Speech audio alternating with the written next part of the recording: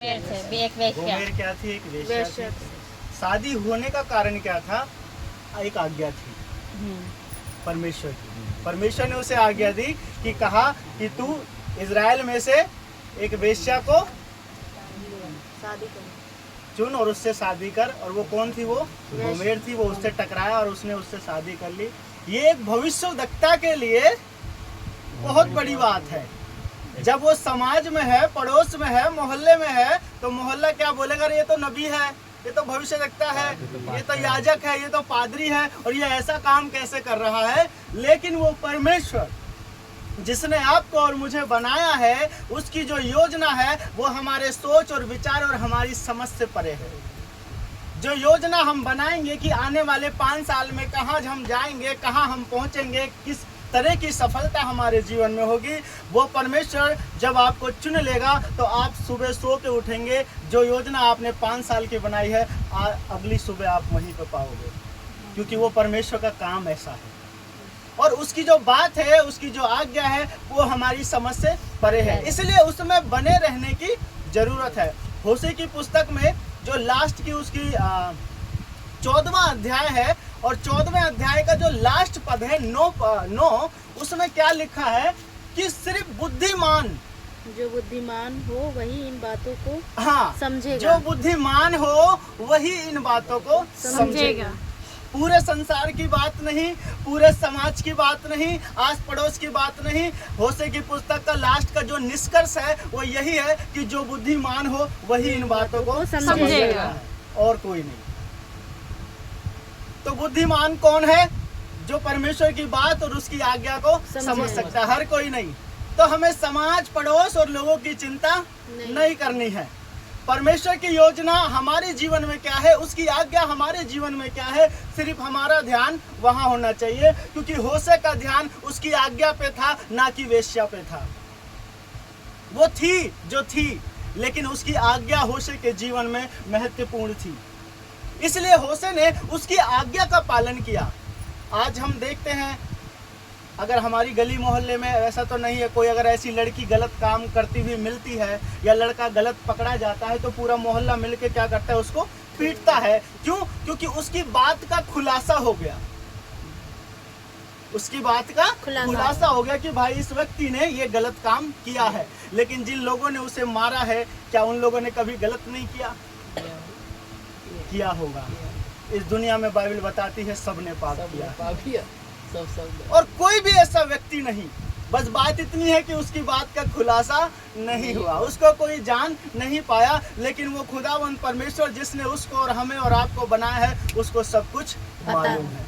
इसलिए होशे की पुस्तक लास्ट का जो 9वां पद है, उसमें साफ लिख दिया गया कि जो निष्कर्ष है वो क्या है, निचोड़ क्या है इस पुस्तक का, इस अध्याय का, कि वो यही है कि जो बुद्धिमान होगा वही इन बातों को समझेगा, हर कोई नहीं। तो इसलिए हमें किसी की चिंता नहीं करनी है। अगर उसकी आज्ञा हमारे जीवन में है और हम उसे मान रहे हैं, उसे पालन कर रहे हैं, तो हमें सिर्फ परमेश्वर पर ध्यान देना है। समाज के लोग, किसी नेता, अभिनेता, एमएलए, पार्षद या कोई बड़ी जात बिरादरी, उस पर ध्यान नहीं देना है। कोई हमारा प्रधान हो, उस पर ध्यान नहीं देना है। परमेश्वर की क्या आज्ञा है, परमेश्वर की क्या बात है, उस पे हमारा फोकस होना चाहिए। क्योंकि बात यहाँ बुद्धिमाने की है, गंवारों की नहीं है। कीचड़ कौन उछालता है? गंवार लोग। एक दूसरे की बहन बेटी की बेइज्जती कौन करता है? गंवार लोग। पिछले हफ्ते हम सोनी के घर प्रार्थना कर रहे थे और हम बोल ही रहे थे कि ये जो बहन बेटियों की शिकायत करती हैं, एक आंटी वहाँ पर खड़ी होकर बोल पड़ी, उसको बहुत बुरा लगा। अब उसको बुरा लगने का क्या कारण? कि वो जरूर चुगली करती होगी। क्योंकि गलत के सामने जब गलत को रख दिया जाएगा तो वो उछल पड़ेगा, है ना। जैसे हमारे जख्म पे नमक लगाते हैं तो वो हम क्या करते हैं? उछल पड़ते हैं। उसी तरीके से गलत व्यक्ति के आगे जब गलत बात को रखेंगे तो वो खड़ा हो जाएगा, वो उठ पड़ेगा, वो कहेगा अरे ऐसे कैसे बोल रहे हो, ऐसे कैसे कह रहे हो, ये तुम ऐसे नहीं बोल सकते। क्योंकि यीशु मसीह जब प्रचार करता था तो शास्त्री और फरीसी उसको चुपके चुपके सुनते भी थे, और वहाँ कई लोग उसका विरोध करते भी थे। क्योंकि जो बात निकलती थी वो सच्ची निकलती थी, और सच्चाई इस दुनिया में सबको हजम नहीं होती। इसीलिए वो औरत तुरंत बोल उठी कि ये क्या बातें कर रहे हो, बहन बेटी की बातें हो रही हैं, यहाँ तो शराब की बातें हो रही हैं। मैंने कहा रुकिए, समझिए और सुनिए और चुपचाप बैठिए। तो उसी व्यक्ति को ये बातें बुरी लगेंगी जो इस काम में है, क्योंकि बाइबल बताती है कि जैसी तेरी दृष्टि है वैसी ही तेरी सृष्टि है। क्योंकि मत्ती की पुस्तक बताती है कि तेरा शरीर का दिया क्या है, तेरी आंख है, और तेरी आंख जहां जाएगी वहां तेरा शरीर जाएगा। तो इस दुनिया में जिसका जैसा सोच है, जो इंसान जैसा कर रहा है, उसको सब वैसा ही दिख रहा है। एक चोर को क्या दिख रहा है? चोरी चोरी, और सामने वाला भी चोर दिख रहा है ना? एक क्रिमिनल को क्या दिख रहा है? क्राइम दिख रहा है, और सामने वाला भी क्रिमिनल दिख रहा है।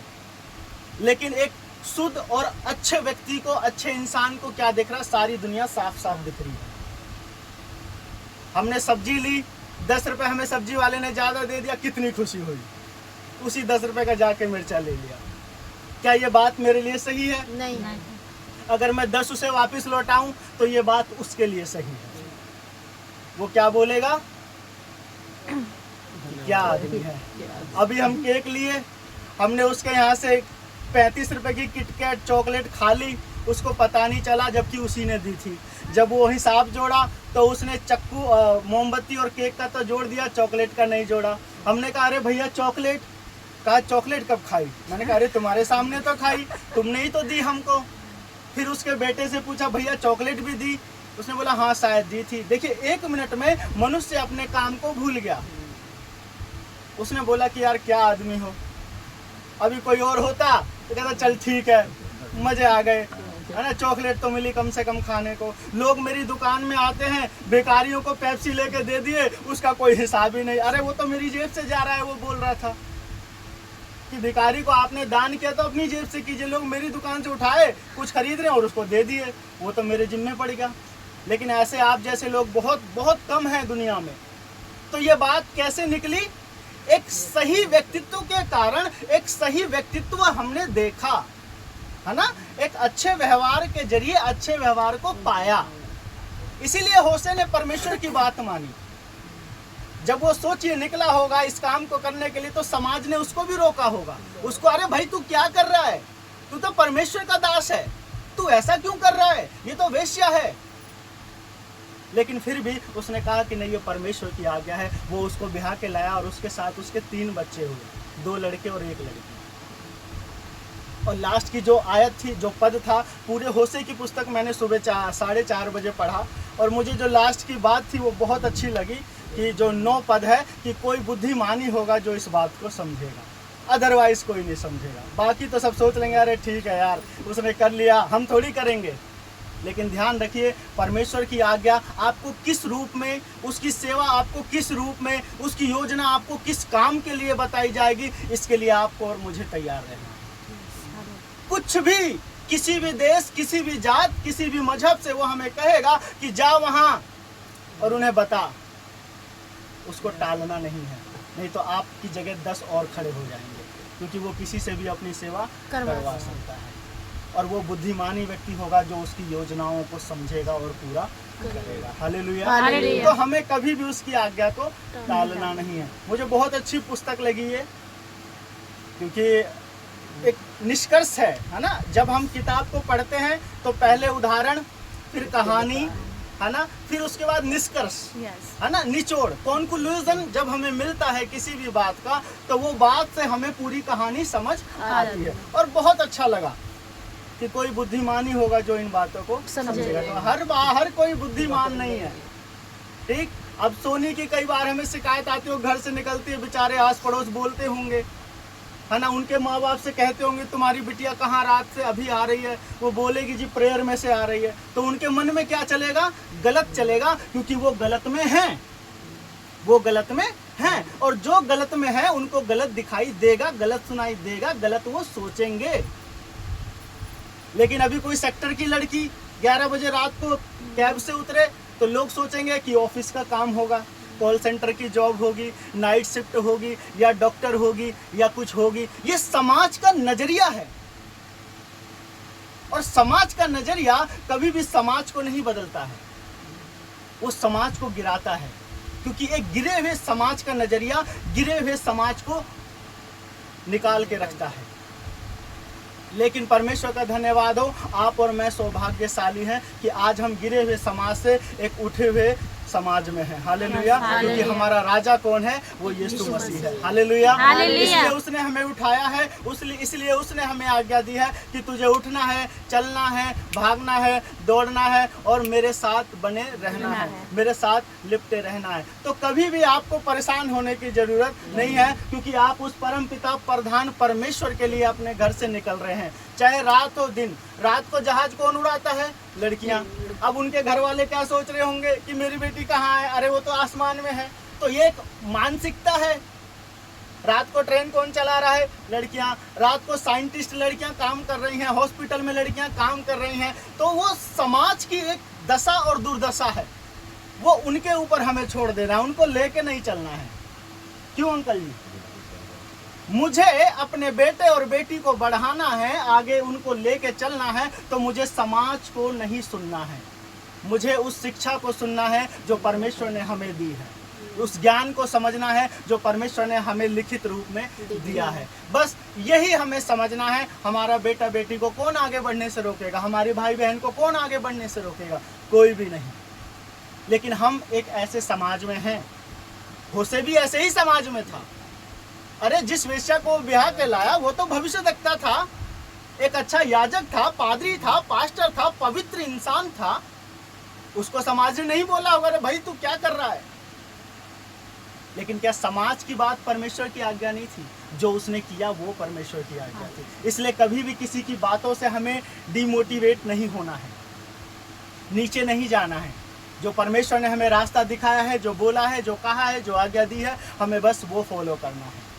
एक दिन वही समाज आपके लिए खड़ा होकर ताली बजाएगा, क्योंकि ये परमेश्वर की आज्ञा है कि मैं तुझे राजाओं के सामने खड़ा करूंगा। और राजाओं के सामने खड़ा करने का मतलब ये नहीं कि राजाओं के सामने आप जाके कुछ कहेंगे। अरे राजा आपके नीचे बैठा होगा और आप परमेश्वर का वचन सुना रहे होंगे। बात ये है, वो नहीं है कि राजा आपके सामने खड़ा होगा, नहीं, राजा आपके सामने बैठा होगा और आप बाइबल से वचन को प्रचार कर रहे होंगे। बात ये है, सोचिए कितनी बड़ी बात है जो समाज का, देश का, दुनिया का और इस संसार का और इस मोहल्ले का अगर कोई प्रधान अगर बैठ के आपके सामने प्रचार को सुन रहा है, वचन को सुन रहा है, इसका मतलब परमेश्वर उस आज्ञा को पूरा करता है। हालेलुया। हम बड़े बड़े लोगों को देखते हैं, बड़े बड़े याजक, बड़े बड़े पास्टर, बड़े बड़े परमेश्वर के महान देव दासों को देखते हैं कि एमपी, एमएलए सब लोग स्टेडियम में बैठे हैं और प्रचार कौन कर रहा है? 8वीं में जो 2 बार फेल है। सोचिए, प्रचार कौन कर रहा है? 8वीं में जो 2 बार फेल है। जिसने स्कूल नहीं देखा उसकी बातें हम पढ़ रहे हैं, जिसने कॉलेज नहीं देखा उसकी बातें हम पढ़ रहे हैं। ये उस परमेश्वर की योजना है और इस संसार की नहीं है। इसलिए हमें ध्यान में रखना है कि जैसे होशे के जीवन में जो आज्ञा मिली उसी प्रकार से परमेश्वर हमें नहीं दे, लेकिन दे दे, क्योंकि हम कुछ नहीं कह सकते, किसी बात की निश्चिंत श्योरिटी हम नहीं ले सकते, क्योंकि उसकी योजना हमारे जीवन से क्या होगी। इसलिए आप लड़का हैं, लड़की हैं, बूढ़े हैं, जवान हैं, इस बात से उसको कोई फर्क नहीं पड़ता। आप सोचते हैं आप बूढ़े हैं, जिस दिन वो अपनी योजना देगा आपकी 50 साल उम्र और बढ़ा देगा, जा 90 साल अब चलेगा। अब बता आप क्या करेगा? अब तो चलना ही पड़ेगा ना। आप सोचेंगे मैं बच्ची हूँ, मेरे अंदर बुद्धि नहीं है, मेरे को तो समाज गिरा के रखा है। जिस दिन उसकी योजना आपके ऊपर प्रकट होगी उस दिन कहेगा आज से तू सुलेमान की तरह चलेगा। हालेलुया। उस सुलेमान वाली बुद्धि आपके जीवन में दे देगा। हालेलुया। तो इसलिए कभी भी परमेश्वर की बात, उसका वचन, उसकी आज्ञा हमारे जीवन में हमेशा हमेशा बनी रहनी चाहिए। उसके साथ हमें लिपटना है और लिपट के चलते रहना है। जब वो होशे को आज्ञा दे सकता है, उसके अपोजिट सोचिए, एक धार्मिकता के अपोजिट क्या हो गया? गलत हो गया ना। तो उसको धार्मिक से अपोजिट कर दिया, मतलब कि उसके खिलाफ जाके उसको आज्ञा दे दी। कितनी बड़ी बात है, बड़ी बात है ना। yes. आप घर जाकर होशे की पुस्तक पढ़ेंगे, आपको कहानी समझ आएगी। 14 अध्याय हैं, 14 अध्यायों का आप 1 घंटे में पढ़ सकते हैं अगर इंटरेस्टेड हुए तो। जब आप पढ़ेंगे आपको ये कहानी अच्छी लगेगी। और उस परमेश्वर का महान काम, महान योजना और सबके जीवन के लिए है, क्योंकि यिर्मयाह की पुस्तक बताती है कि तेरे लिए मेरे पास क्या है? योजना है। हालेलुया। हालेलुया। उस परमेश्वर के पास हमारे लिए क्या है? योजना है। योजना है। इसलिए उसकी योजना का हमें आदर करना है। Yes. उसकी योजना का आदर करने का मतलब कि वचन का आदर करना है, वचन को पढ़ना है। जब हम वचन को पढ़ते हैं, उसका आदर करते हैं, तो इसका मतलब कहीं ना कहीं हम उसकी योजनाओं को अपने जीवन में समझने की कोशिश कर रहे हैं। हालेलुया। हालेलुया। हम सब यूं ही नहीं हैं। यस आज भले ही हम इस ताजमहल में बैठे हैं, लेकिन हम सब यूं ही नहीं हैं। यस परमेश्वर ने हमें बनाया है और खड़ा करने के लिए उसने वादा किया है, उठाने के लिए, बढ़ाने के लिए उसने वादा किया है। अगर उसका हाथ हमारे ऊपर नहीं होता तो आप यहाँ पर नहीं होते, हम यहाँ पर नहीं होते। हम भी अभी भाई का बर्थडे है, एक लाते वहाँ से और दोनों बैठ जाते नमकीन लेके, अगर चल भाई हो गया बर्थडे। वो संसार का बर्थडे है ना। वो संसार की शिक्षा है कि जब तक हमने अपने अंदर कुछ ऐसा डाला नहीं, तब तक हमें मजा आया नहीं। लेकिन आप और मैं सौभाग्यशाली हैं कि परमेश्वर ने हमें उस जंजाल से बचा के रखा है। हालेलुया। मसीह के लोगों के साथ, मसीह की बातों में हर एक अपने व्यवहार को, विचार को और प्रचार को और त्यौहार को मनाएं। देखिए प्रभु में आप बढ़ते चले जाएंगे। आपका सालगिरह है, बर्थडे है, घर की खुशी है, प्रभु के लोगों को इकट्ठा कीजिए, उनको खिलाइए पिलाइए, आपका घर आशीषित हो जाएगा। चार नशेड़ी गजेड़ी अमीर आदमी को बुला के कहेंगे कि भैया आइए हम आपको महंगी दारू पिलाएंगे, उससे आपके घर में आशीष नहीं आएगी, बरकत नहीं आएगी, बल्कि आप कर्जे में चले जाएंगे। क्योंकि हम कर क्या रहे हैं? शैतान को बुलाया, शैतान के काम किए और हम उसी को उकसा रहे हैं कि भाई तू आ जा, है ना। अगर घर में बोतल खुलेगी तो जो छोटा बच्चा है उसके दिमाग पे क्या असर पड़ेगा कि भाई ये क्या कर रहे हैं, अपना भी समय आएगा, है ना, अपना भी समय आएगा। क्यों? क्योंकि हम जो करेंगे वो सीखेंगे। इसलिए यीशु मसीह ने जो सिखाया वो पहले किया। उसने माफी देना सिखाया तो पहले क्रूस पे से माफी दी। उसने प्रेम करना सिखाया तो पहले प्रेम किया। उसने वेश्या को माफ किया तब जाके माफी हमें सिखाई। उसने चमत्कारों को किया तब जाके चमत्कारों को हमें दिया कि तुम भी चमत्कार कर सकते हो। हर एक काम को करने से पहले उसने हमें करके दिखाया, लिख के दिखाया, तब जाके हमें आज्ञाएं मिली। पहले नहीं मिली। पहले मिली किसी को? नहीं। उसके हर एक काम को उसने पहले किया तब हमको सिखाया। क्योंकि सिद्धांत पौलुस की पत्री, जितनी भी पौलुस की पत्री उसमें सिद्धांत हैं जो पौलुस ने लिखे, जो उसने कलीसियाओं को बढ़ाने के लिए, कलीसियाओं को बनाने के लिए लिखा, उनको आप पढ़ सकते हैं। जब मत्ती, मरकुस, लूका, यूहन्ना को जब हम पढ़ते हैं, उसमें परमेश्वर प्रभु यीशु मसीह ने जो सिद्धांत दिए आप उनको पढ़ सकते हैं। तो उसने जो भी किया, जो भी समझाया, उसको पहले किया, फिर जाके समझाया। और मैं किसी को समझाऊं और वो करूं ना, तो वो बात कभी असर नहीं पर। मैं बोलूं भाई कल से 4 बजे उठ के प्रार्थना करना है, तो कितने लोग उठेंगे? कोई नहीं। अगर मैं खुद उठ रहा हूँ तो आज नहीं, कल नहीं, परसों नहीं, एक दिन सब उठेंगे, क्योंकि ये काम मैं पहले कर रहा हूँ। मैं बाइबल पढ़ना सिखा रहा हूँ और मैं खुद नहीं पढ़ रहा हूँ, तो कितने लोग पढ़ेंगे? कोई नहीं पढ़ेगा। तो इसलिए जो काम हमें सिखा रहे हैं उसको पहले मेरे जीवन में देखना है कि क्या ये काम मेरे जीवन में है, क्या सच्चाई मेरे जीवन में है, क्या वचन मेरे जीवन में है, क्या वो परमेश्वर की आज्ञा मेरे जीवन में है, क्या उसकी प्रतिज्ञाएं मेरे जीवन में है, क्या उसके सिद्धांत मेरे जीवन में है। अगर ये सारी बातें हैं तो आप सिखा सकते हैं। क्योंकि कैसे सिखाएंगे? जब तक मैंने ही कुछ ना किया हो। पुलिस मर्डर को, जो मर्डर करते हैं उनको सजा कैसे देगी? जब तक वो मर्डर करेगा नहीं, है ना। और अगर उसको धारा पता नहीं है तो वो उसको क्या सिखाएगी, क्या बताएगी?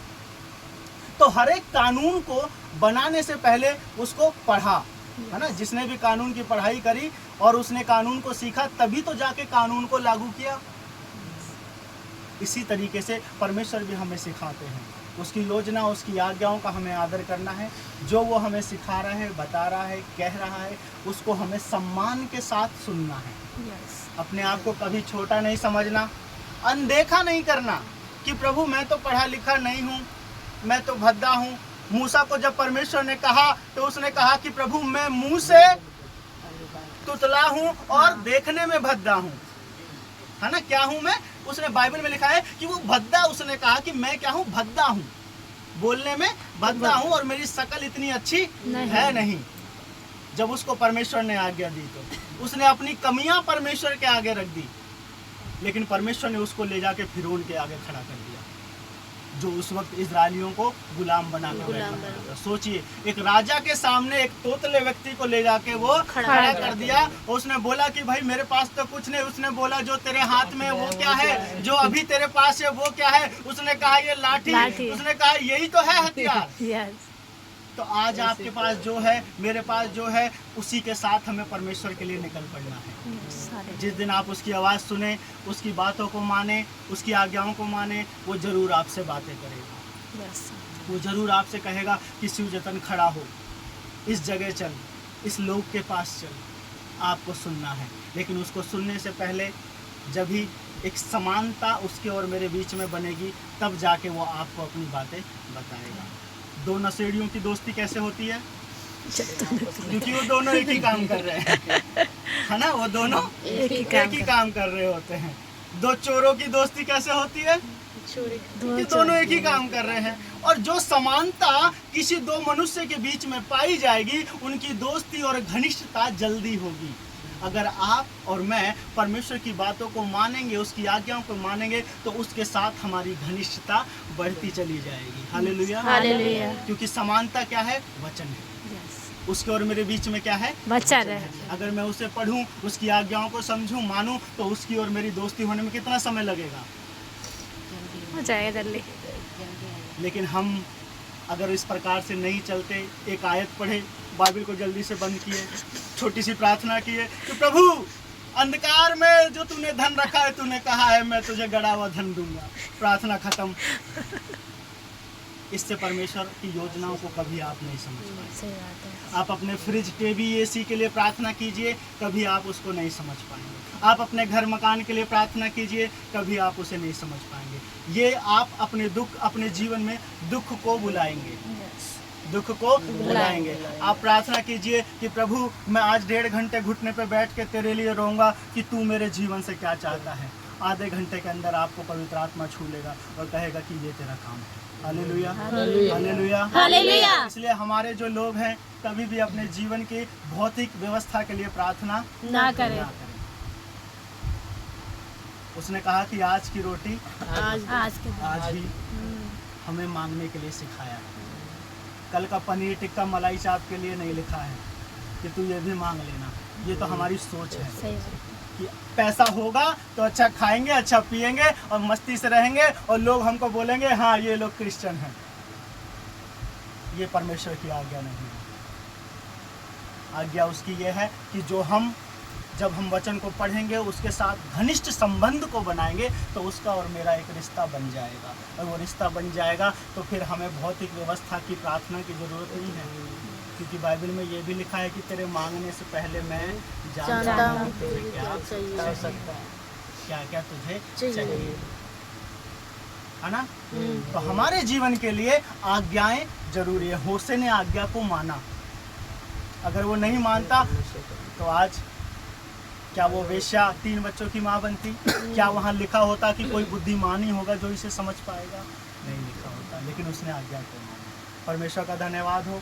प्रभु हमें और आपको इसी प्रकार से बढ़ाता रहे और हमें आज्ञाओं में चलना है।